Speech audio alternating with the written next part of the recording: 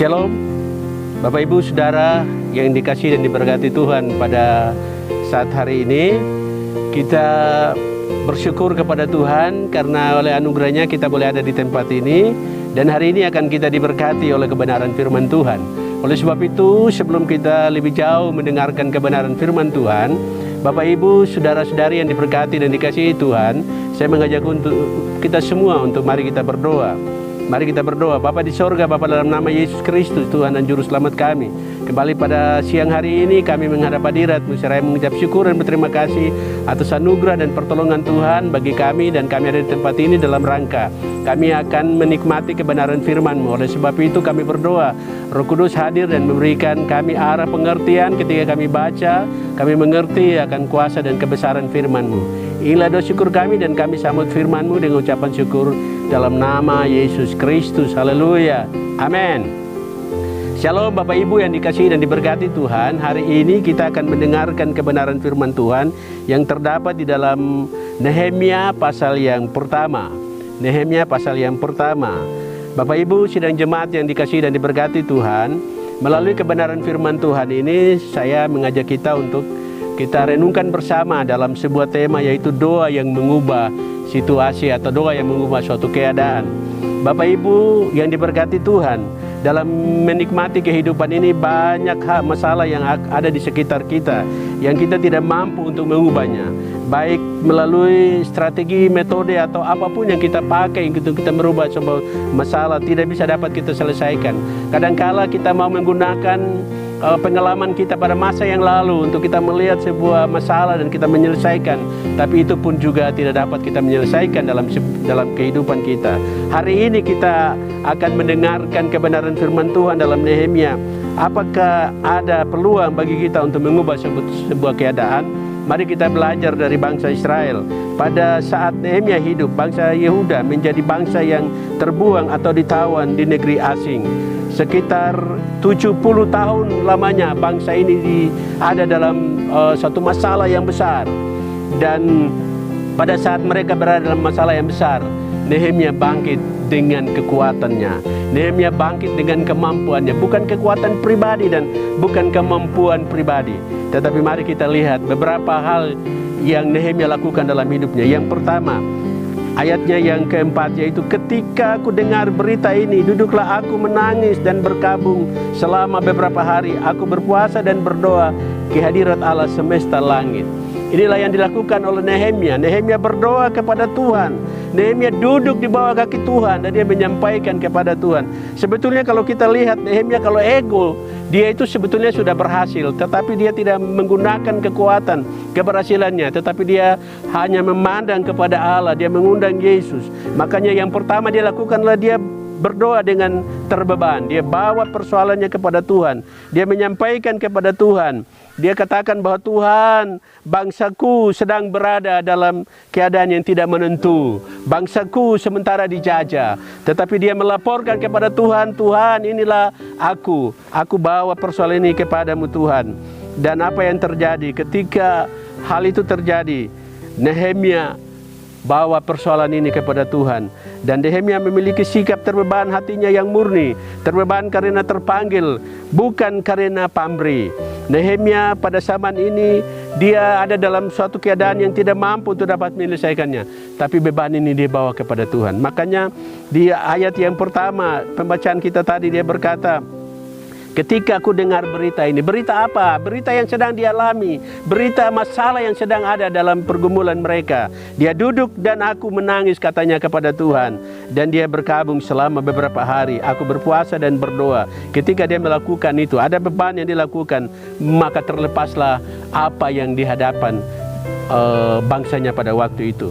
Yang kedua, apa yang sedang dilakukan oleh Nehemia bukan terbeban saja, tetapi dia berdoa dengan merendahkan hati. Ayatnya yang ke-6 dalam pembacaan Nehemia tadi dia berkata, duduklah aku menangis dan berkabung selama beberapa hari.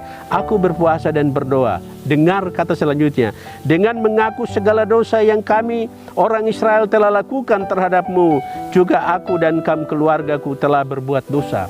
Dia bawa ini, dia menyampaikan ke Tuhan, tetapi dia bukan saja menyampaikan itu dengan apa yang dia inginkan, tapi dia duduk di bawah kaki Tuhan. Lalu dia bilang, saya harus yang pertama lakukanlah dia mengaku dulu dosa-dosanya.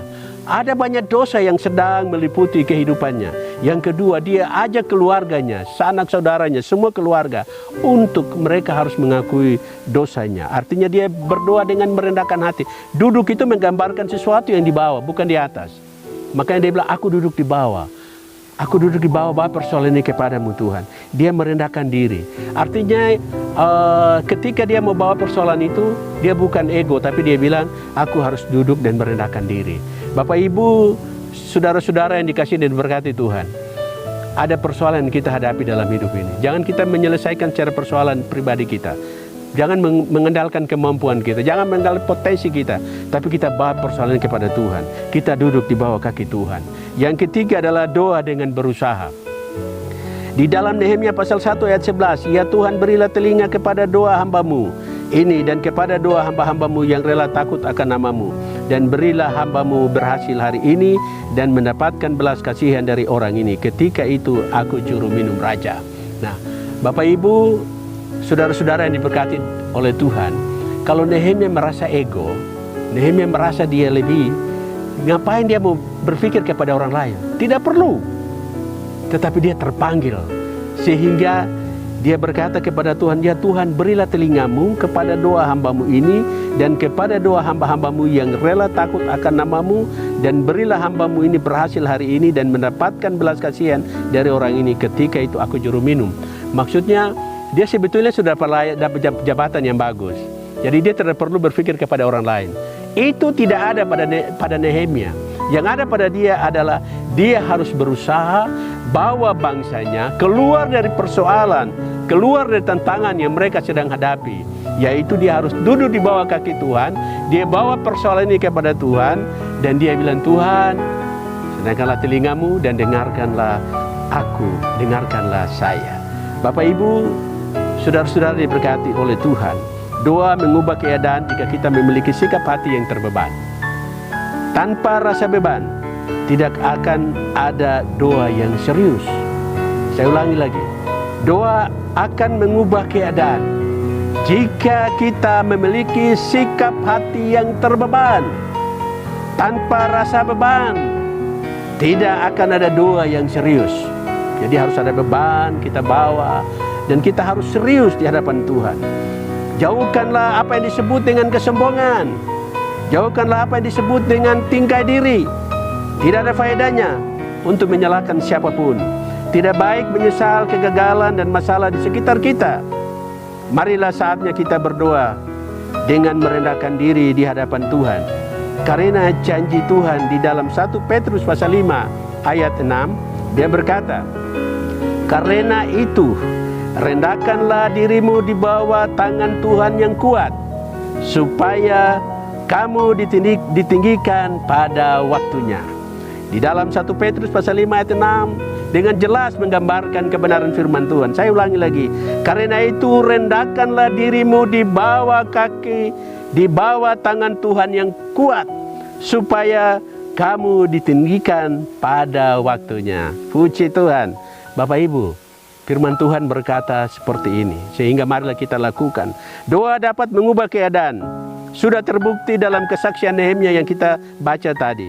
Nehemia berdoa dengan terbeban atas keadaan bangsanya, disertai dengan sikap merendahkan diri di hadapan Tuhan dan berusaha menggunakan potensi serta strategi secara maksimal.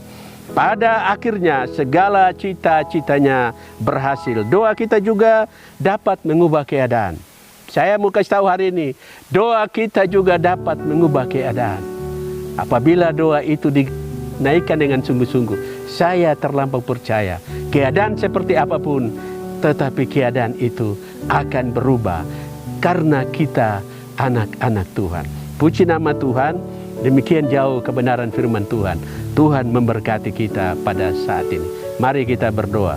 Bapa di sorga, kami memuji Engkau, memuliakan Engkau, karena singkapan kebenaran firman-Mu yang begitu luar biasa, yang memberikan kekuatan iman bagi kami. Kami percaya bahwa apapun yang kami hadapi, COVID yang kami hadapi, tapi melalui doa kami akan merubah situasi ini. Kami berdoa Tuhan berkati firman ini. Dalam nama Yesus kami berdoa dan mengucap syukur. Gloria, haleluya, amin.